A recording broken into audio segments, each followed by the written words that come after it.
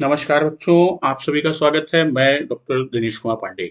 आज की वीडियो में हम लोग डीएलएड फोर्थ सेमेस्टर के अंतर्गत फर्स्ट पेपर में पठन के प्रकार के अंतर्गत मौन पठन के बारे में अध्ययन करेंगे।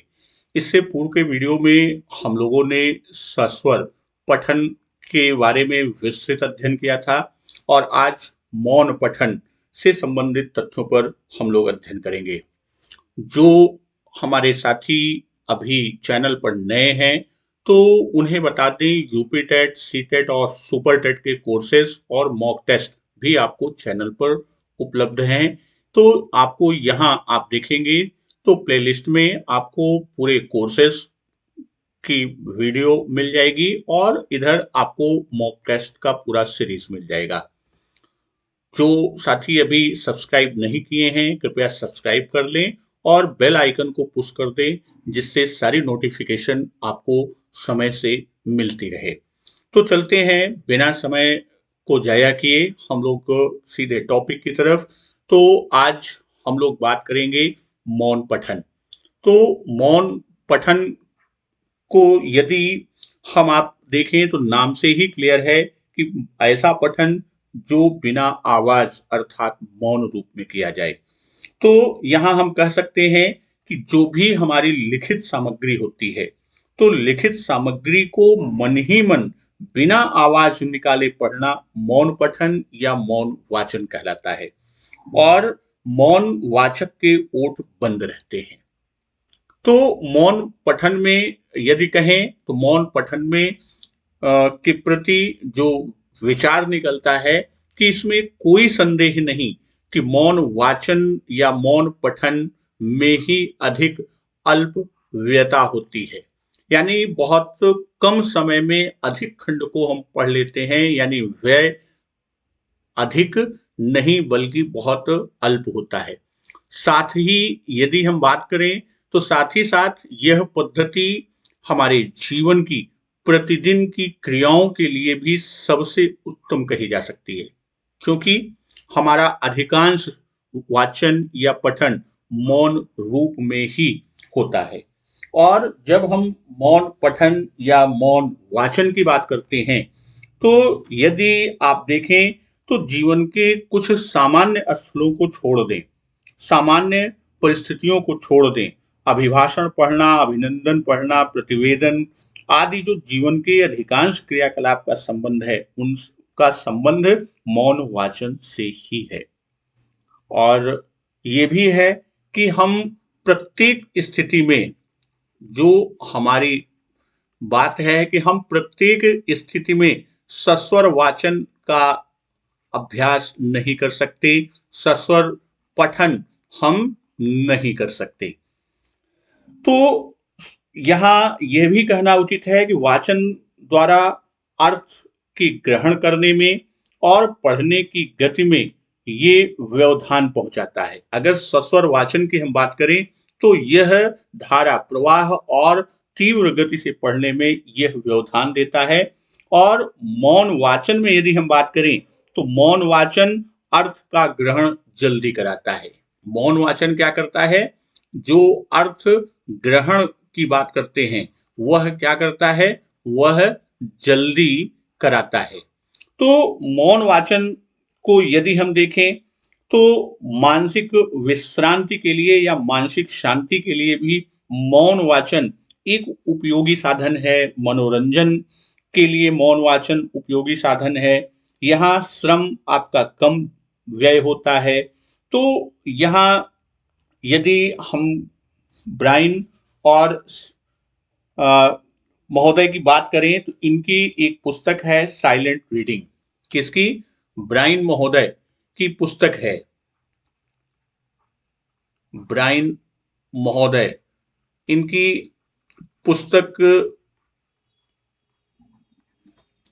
आपकी साइलेंट रीडिंग, आपकी जो पुस्तक है साइलेंट रीडिंग, तो उसमें उन्होंने अपने विचार जो व्यक्त किए हैं तो उसमें उनका यही विचार है कि इसमें कोई संदेह नहीं कि मौन वाचन में अधिक अल्प व्ययता है।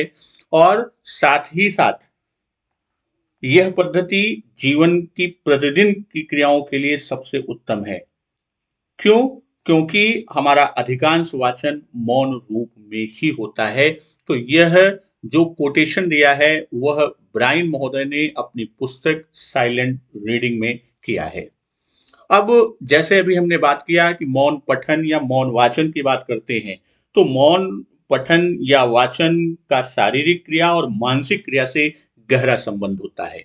तो पहले हम बात करते हैं कि मौन पठन और शारीरिक क्रिया। तो मौन वाचन में भी मस्तिष्क और शरीर के भिन्न भिन्न अवयव सक्रिय रहते हैं और शारीरिक क्रिया में नेत्रों की गति का विशेष महत्व होता है। तो मौन वाचन में यदि हम बात करें तो सफल मौन वाचन के लिए कुछ बातें आवश्यक होती हैं, क्योंकि यहां ये बताया गया कि नेत्रों की गति का विशेष महत्व होता है। तो नेत्रों की प्रगति, जो विशेष संबंध की बात किया मौन वाचन के लिए कि इन बातों का होना आवश्यक है यदि हम सफल मौन वाचन की बात करें। नेत्रों की प्रत्यागति और शब्दों का समूहीकरण और आंखों की गति में शब्दों की संख्या। तो इन बिंदुओं को यदि हम इस तरह से समझें कि अभ्यास के द्वारा नेत्रों की गति में वृद्धि की जाती है। किसके द्वारा? हम अभ्यास के द्वारा क्या कर सकते हैं? नेत्रों की गति में वृद्धि। जितना अभ्यास करेंगे उतना ही नेत्रों की गति में क्या होगी? वृद्धि होगी और वे एक साथ अधिक से अधिक शब्द समूह को देख सकते हैं। नेत्रों में गति की वृद्धि की बात का आशय क्या है कि जो शब्द समूह वह क्या होगा? वह अधिकाधिक देख सके। तो यह कार्य सरल नहीं है, ये माना जाता है, ये आभास भी किया जाता है कि यह सरल नहीं, किंतु जिस प्रकार हम मुद्रा लेखन में अभ्यास के द्वारा गति को बढ़ा लेते हैं या बढ़ाने में सफल होते हैं, उसी प्रकार मौन वाचन में जो नेत्रों की गति में वृद्धि होती है उसे हम बढ़ा सकते हैं। और नेत्रों में की गति में जब हम वृद्धि करते हैं तो वह उनकी प्रगति, प्रत्यागति, समूहीकरण और शब्दों की संख्या, इन सब में तीव्रता से वृद्धि होती है और कुल मिला के हम ये कह सकते हैं कि हमारी मौन गति द्रुत गति में परिवर्तित हो जाती है। इसके बाद मौन पठन और मानसिक क्रिया। तो मौन पठन और मानसिक क्रिया की यदि हम बात करें तो मानसिक क्रिया में अर्थग्राह्यता अर्थात कॉम्प्रिहेंशन सबसे प्रमुख है और अर्थग्राह्यता के संबंध में दो बातों का होना आवश्यक है। किसके लिए? अर्थग्राह्यता के लिए दो बातें। पहला कि अचेतन मन की पृष्ठभूमि में मौन वाचन की प्रक्रिया चलनी चाहिए। ऐसा होने पर वाचन के अवधान और लिखित विचार, इन दोनों में क्या होता है? इन दोनों में समायोजन रहता है। दूसरी चीज, सामीप्य के नियमानुसार लेखक के विचारों को वाचक के अचेतन मन के निकट लाया जाए। यानी लेखक का जो विचार है वो किस विचार से लिखा है, किस भाव को देना चाहता है, वह वाचक यानी उसके मन के बिल्कुल निकट लाना चाहिए। और मानसिक क्रिया द्वारा यदि हम बात करें तो अर्थग्राह्यता में हम गति और त्वरित गति या त्वरितता की बात हम कर सकते हैं, त्वरितता को भी ला सकते हैं, गति को तीव्र कर सकते हैं। जब अर्थ के ग्रहण करने में तीव्र गति आ जाती है या त्वरितता आ जाती है, तब मौन वाचन की गति भी क्या होती है? वह बढ़ जाती है। तो यहां जो त्वरितता दो बातों से हम बढ़ा सकते हैं। जो गति है यानी मौन वाचन की गति, वाचन की गति को हम दो बातों से और तीव्र कर सकते हैं।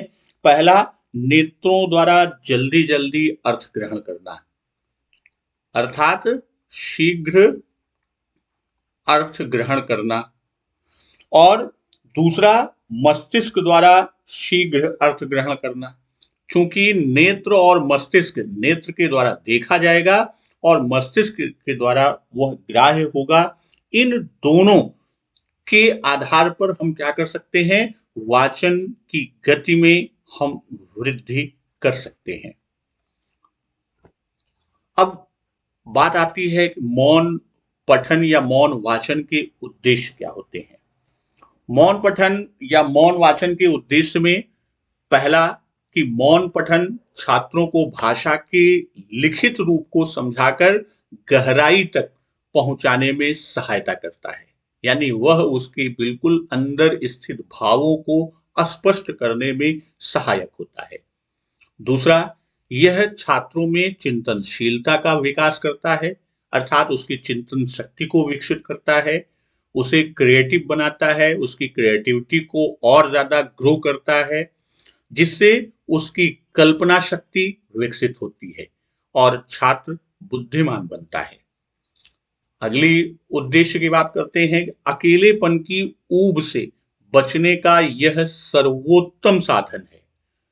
जो हम आप अकेलेपन में ऊब लगती है, बोर होते हैं, उससे बचने का सर्वोत्तम साधन है।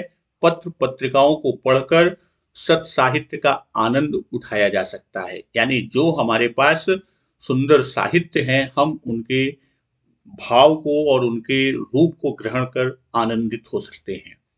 अगला उद्देश्य, मौन पठन में व्यक्ति को थकान कम होती है, इसलिए सस्वर पठन या वाचन अधिकतर शालेय जीवन तक ही सीमित, यानी कि जो विद्यालयी जीवन होता है वहीं तक सीमित होता है। स्कूली जीवन के बाद फिर जैसे ही हम उच्च कक्षाओं की ओर जाते हैं तो हम मौन पठन की ओर बढ़ जाते हैं। मौन पठन में अन्य साथियों को कोई परेशानी नहीं होती, यानी जब हम मौन पठन करेंगे तो हमारे साथ बैठे हुए अन्य साथियों को किसी प्रकार की कोई परेशानी नहीं होगी।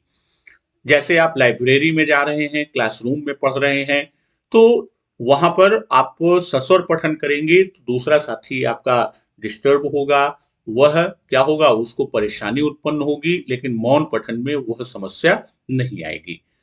मौन पठन में समय की बचत होती है। श्रीमती ग्रे और रॉस ने एक परीक्षण किया और उन्होंने यह विचार दिया कि कक्षा 6 के छात्र 1 मिनट में सस्वर पठन में 170 शब्द बोलते हैं और मौन पठन में इतने ही समय में 210 शब्द पढ़ते हैं।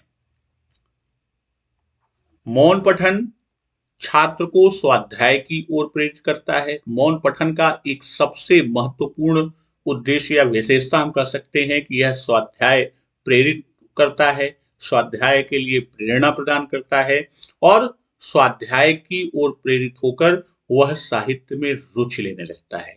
इससे उसे आनंद की प्राप्ति होती है। सस्वर पठन जितना प्राथमिक कक्षाओं के लिए महत्वपूर्ण है, उतना ही मौन पठन उच्च कक्षाओं के लिए भावों की गहराई तक पहुंचने के लिए अत्यंत आवश्यक होता है।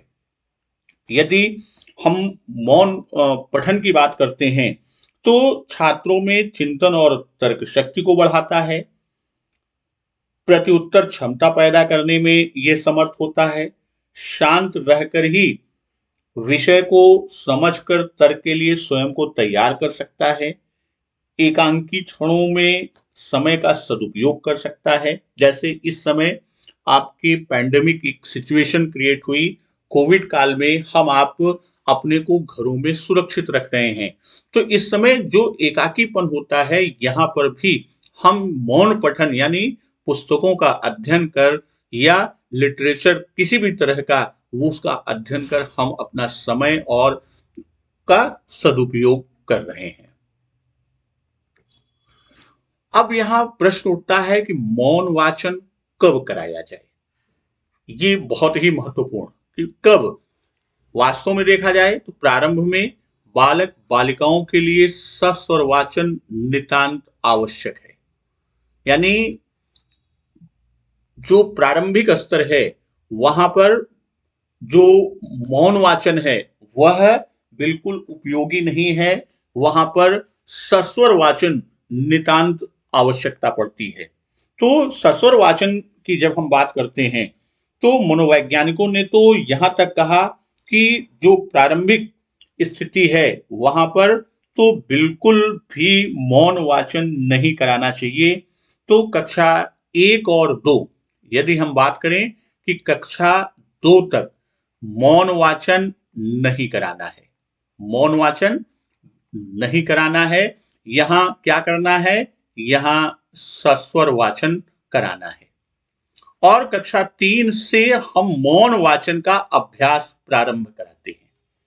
तो जैसे जैसे हम उनकी आयु में वृद्धि होते हुए देखते हैं या बच्चों की आयु में वृद्धि होती जाती है, हम क्या करते हैं, उनके वाचन में प्रवाह को देखते हैं, अर्थात उनके वाचन में प्रवाह आता है और वैसे वैसे सस्वर वाचन का त्याग करते जाना चाहिए और उच्च कक्षाओं में वाचन की सबसे अच्छी विधि मौन वाचन ही है।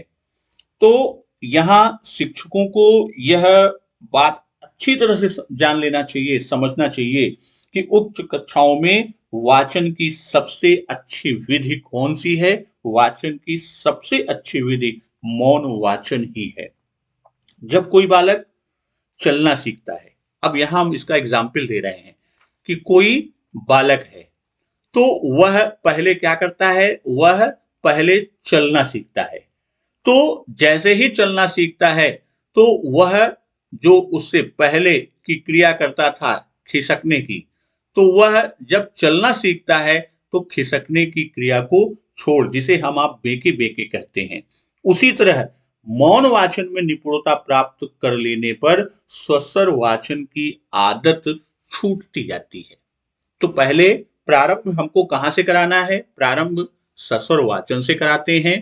प्रारंभिक कक्षाओं में हमें मौन वाचन नहीं कराना है, उनसे सस्वर वाचन कराना है और फिर कक्षा 3 या उससे ऊपर की कक्षाओं में हम मौन वाचन का प्रयास शुरू करते हैं, अभ्यास कराते हैं। और जैसे जैसे मौन वाचन में उसका निपुणता मिलती जाएगी बच्चे को, वैसे वैसे वह मौन वाचन में प्रवीण होता जाएगा और सस्वर वाचन कम होता जाएगा।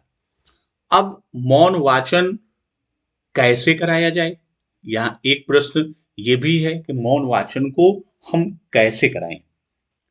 तो यहाँ मौन वाचन के लिए हम कोई न कोई एक अवतरण चुनेंगे, एक पैराग्राफ चुनेंगे, यानी कुछ न कुछ हम लिखित सामग्री को चुनेंगे और यह जो हम अवतरण यानी जो पैराग्राफ या लिखित सामग्री का हम चयन कर रहे हैं, हो सकता है उनकी पाठ्यपुस्तक का भी हो या पाठ्यपुस्तक के बाहर का हो।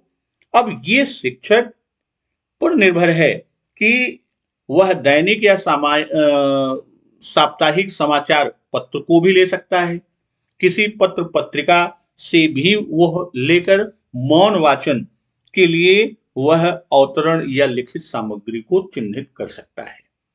तो जिस अवतरण का मौन वाचन करवाया जाए उसका पहले क्या होना चाहिए, उसका पहले सस्वर वाचन हो जाना चाहिए।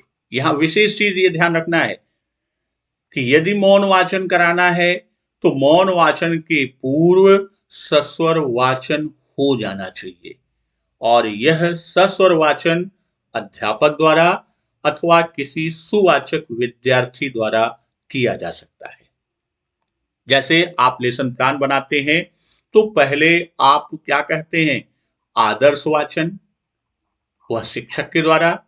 फिर आप छात्र से अनुकरण वाचन कराते हैं और फिर जो गद्य का अंश होता है उसमें, और वो भी वहां आपको बताया गया होगा कि मौन वाचन हम उच्च कक्षाओं यानी कक्षा 2 तक तो कतई नहीं कराना है किसी भी कीमत पे, कक्षा 3, बल्कि हम तो ये मानते हैं कक्षा 4 और 5 से मौन वाचन। तो आप देखिए कि ये क्रम आपका चलता है मौन वाचन की ओर जाने का। मौन वाचन का समय निश्चित होना चाहिए और मौन वाचन के उपरांत कक्षा से ऐसे प्रश्न पूछने चाहिए जिससे पता चल सके कि छात्र छात्राओं ने भावों को भली भांति ग्रहण कर लिया अथवा नहीं। तो यहाँ अभी जैसे हमने कहा, तीसरी कक्षा से जो भी हमारे छात्र या छात्राएं, बालक बालिकाएं हैं, उनकी मौन वाचन की गति सस्वर वाचन की अपेक्षा धीरे धीरे बढ़ती है। इसीलिए कक्षा 3 या तीसरी क्लास से ही मौन वाचन का प्रारंभ कराया जाना चाहिए। तो ये मौन वाचन कैसे कराएं? अब इसके बाद आपका आता है मौन वाचन के साधन। तो मौन वाचन के साधन की जब हम बात करते हैं, तो यानी मौन पठन या मौन वाचन में जितने अधिक गुण हैं, यह उतना ही दूसरों पर निर्भर भी होता है। सस्वर पठन या वाचन शोरगुल पूर्ण वातावरण में भी संभव है, किंतु मौन वाचन या पठन के लिए पूर्ण शांतिमय वातावरण की आवश्यकता होती है। तो इनके लिए जो सहायक साधन या सहायक बातें हैं, वह सबसे पहली चीज शांतिमय वातावरण होना चाहिए। इसकी अत्यंत आवश्यकता क्यों? क्योंकि बिना शांत वातावरण के मौन पठन संभव नहीं है। और स्वाध्याय कक्षा कक्ष का निर्माण ऐसे स्थान पर करें जहां किसी प्रकार का शोरगुल ना हो। दूसरा आपका साधन एकाग्रता। तो शांतिपूर्ण वातावरण के बाद बाह्य शोरगुल के अतिरिक्त मानसिक शांति भी मौन पठन के लिए परम आवश्यक है। और मानसिक शांति अर्थात एकाग्रता भंग होने पर हमें फिर से सस्वर पठन या वाचन का आश्रय लेना पड़ता है। तीसरा है आपका व्याकरण की जानकारी। तो व्याकरण के पूर्ण ज्ञान के बिना भी मौन पठन संभव नहीं है। क्यों?